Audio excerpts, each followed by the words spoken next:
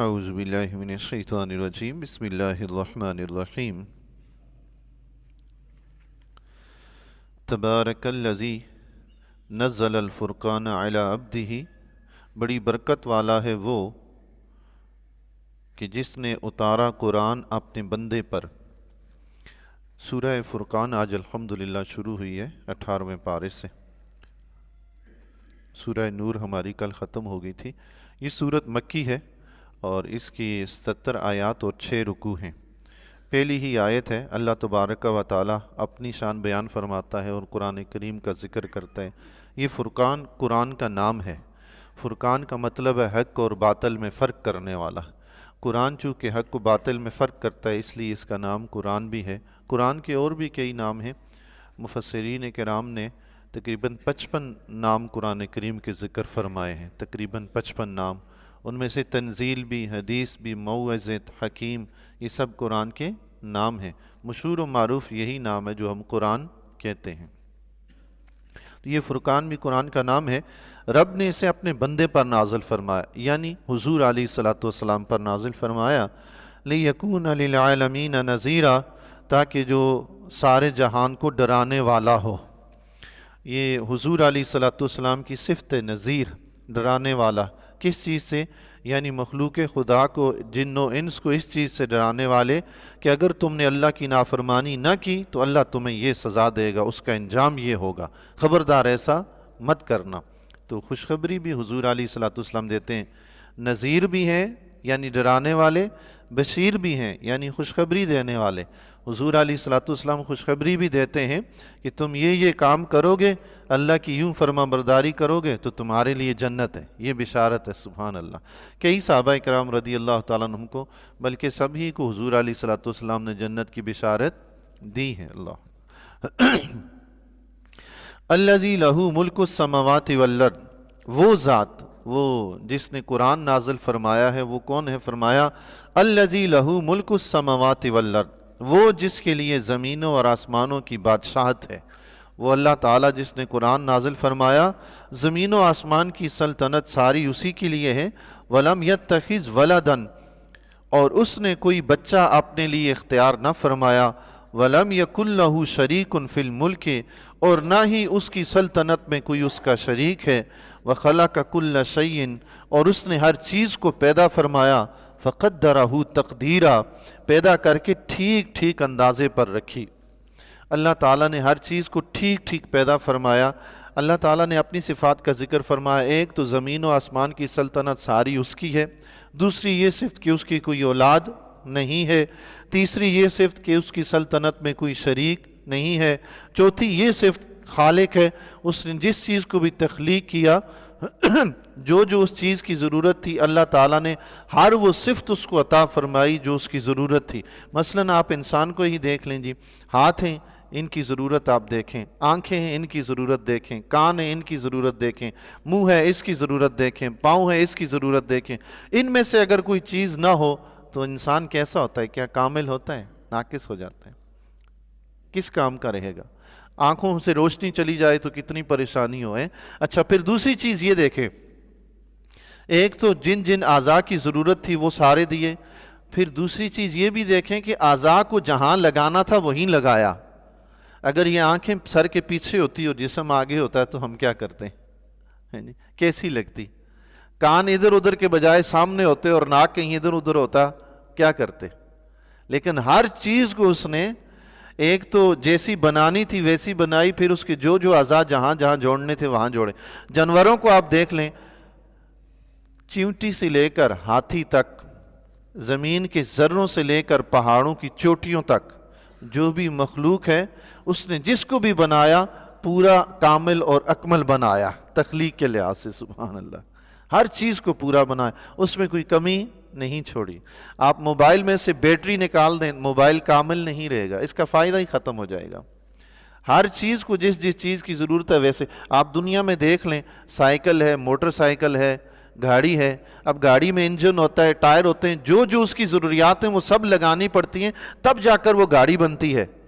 Cycle کی جو ضروریات ہیں وہ سب اس میں لگانی پڑتی ہیں، تب جا کے سائیکل بنتی ہے۔ اب سائیکل کا پہیہ، سائیکل کا ٹائر اگر گاڑی میں لگا دے، بات بنے گی؟ گاڑی کا ٹائر سائیکل میں لگا دیں، بات بنے گی؟ صحیح نہیں ہوگا نا۔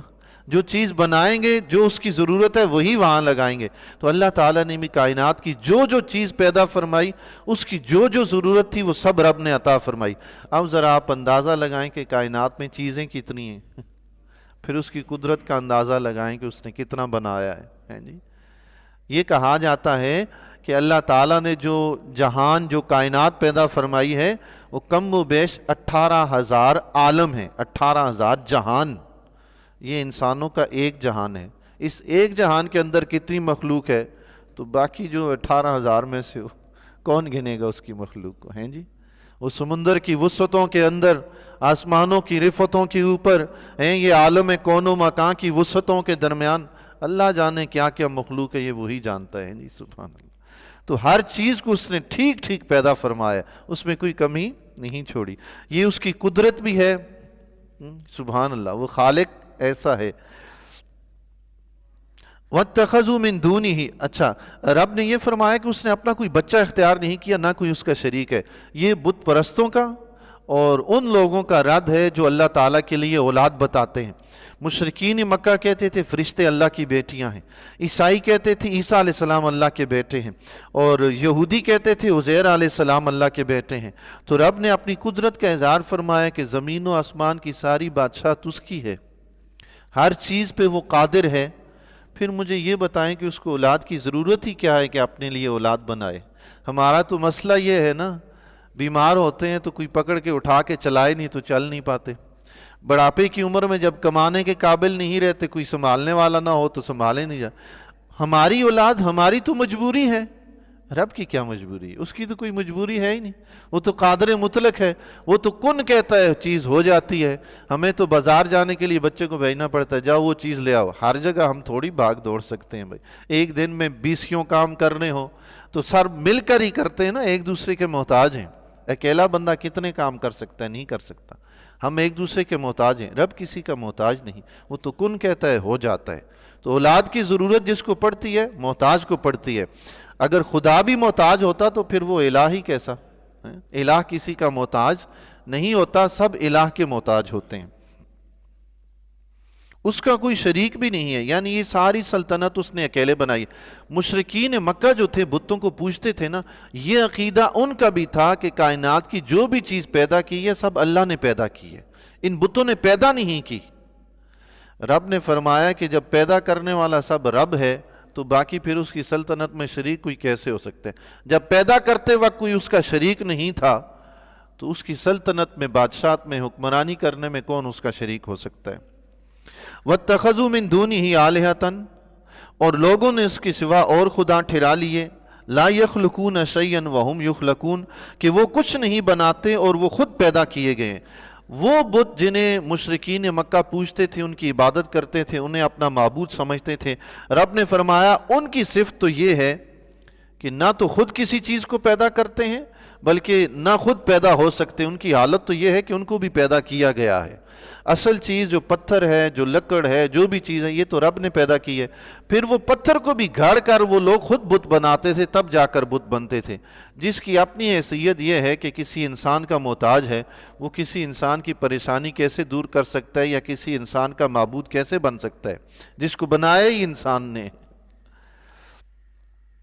وَلَا يَمْلِكُونَ لِأَنفُسِهِمْ ضَرًّا وَلَا نَفْعًا، اور نہ ہی خود اپنی جانوں کے برے بھلے کے مالک ہیں۔ وَلَا يَمْلِكُونَ مَوْتًا وَلَا حَيَاتًا، اور نہ مرنے کا اختیار رکھتے ہیں نہ جینے کا اختیار رکھتے ہیں۔ یعنی نہ کسی کو موت دے سکتے ہیں نہ زندگی دے سکتے ہیں، نہ اپنے آپ کو زندگی دے سکتے ہیں نہ اپنے آپ کو موت دے سکتے ہیں، نہ کسی دوسرے کو زندگی دے سکتے ہیں نہ اپنے آپ کو زندگی دے سکتے ہیں۔ وَلَا نُشُورًا، اور نہ ہی کسی کو مرنے کے بعد زندہ کرنے کا اختیار رکھتے ہیں، ان کے پاس کوئی طاقت ہی نہیں ہے۔ قرآن کریم کی اس طرح کی آیات کئی جگہ پہ اللہ تعالیٰ نے ذکر فرمایا ہے بتوں کے بارے میں کہ وہ کوئی نفع نقصان نہیں دے سکتے، کوئی اختیار نہیں رکھتے، کچھ پیدا نہیں کر سکتے، اپنے اوپر سے مکھی نہیں اڑا سکتے۔ تو مسلمان کچھ فرقے ایسے نام نہاد ہیں ہمارے معاشرے میں جو یہ آیتیں اولیاء اللہ پہ چسپاں کر دیتے ہیں۔ بتوں کے بارے میں رب نے فرمایا وہ کچھ نہیں کر سکتے، نفع نقصان نہیں دے سکتے، وہ اولیاء اللہ کے بارے میں کہنا شروع کر دیتے ہیں۔ رب نے بتوں کے بارے میں فرمایا کہ اپنے اوپر سے مکھی نہیں اڑا سکتے۔ بت مٹی کے بنے ہوئے تھے، پتھر کے بنے ہوئے تھے۔ آپ دیکھیں پتھر پہ مکھی بیٹھ جائے، پتھر مکھی اڑاتا ہے؟ مٹی پہ بیٹھ جائے مٹی مکھی اڑاتی ہے؟ نہیں اڑا، اس میں اختیار ہی نہیں ہے۔ انسان کے اوپر بیٹھے تو انسان اڑاتا ہے کہ نہیں اڑاتا؟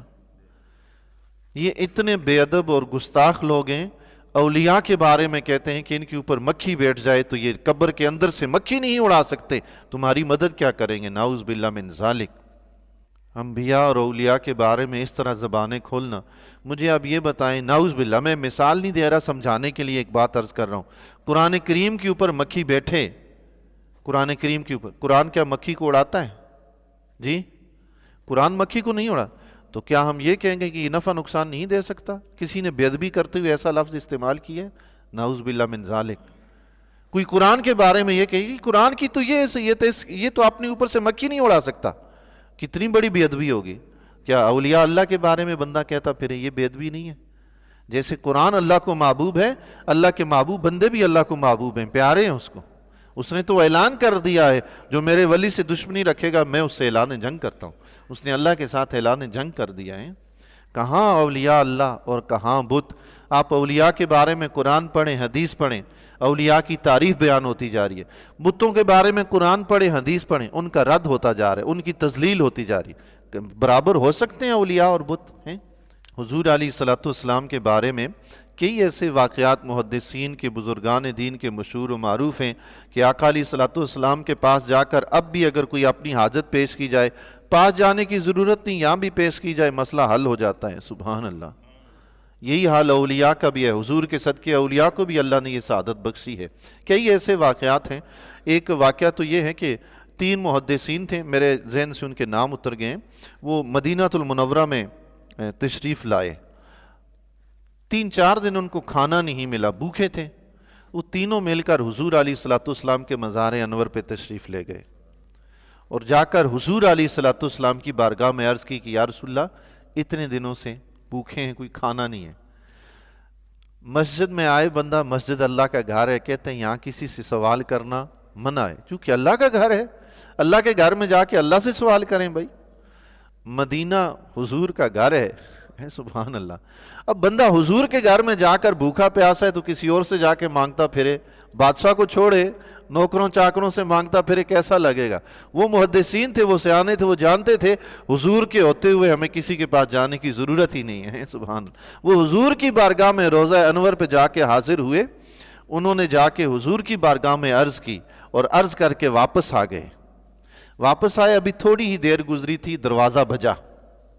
یہ محدثین ہیں، کوئی عام شخص نہیں ہے، حضور سے جا کر مانگ رہے ہیں۔ تھوڑی دیر گزری تھی، دروازہ بجا، دروازہ کھولا، باہر ایک شخص جو تھا دسترخوان کے نیچے ایک بہت بڑا برتن کھانوں سے بھرا ہوا اٹھا کے لایا ہے۔ ہاں جی، کون؟ یہ آپ کے لیے کھانا لائے۔ کہاں سے لائے جی؟ کہ اس نے کہا، کھانا لانے والے نے کہا کہ میں سویا ہوا تھا، خواب میں حضور علیہ الصلوۃ والسلام نے مجھے بتایا کہ میرے مہمان فلان جگہ ان کو کھانا دیں۔ سبحان اللہ۔ کیسی مشکلیں حل ہوتی ہیں، کیسے بد نصیب لوگ ہیں، نہ حضور کی شان جانتے ہیں، نہ حضور کے غلام اولیاء کی شان جانتے ہیں۔ اللہ تبارک و تعالیٰ سیدھے راستے پہ چلنے کی توفیق عطا فرمائے۔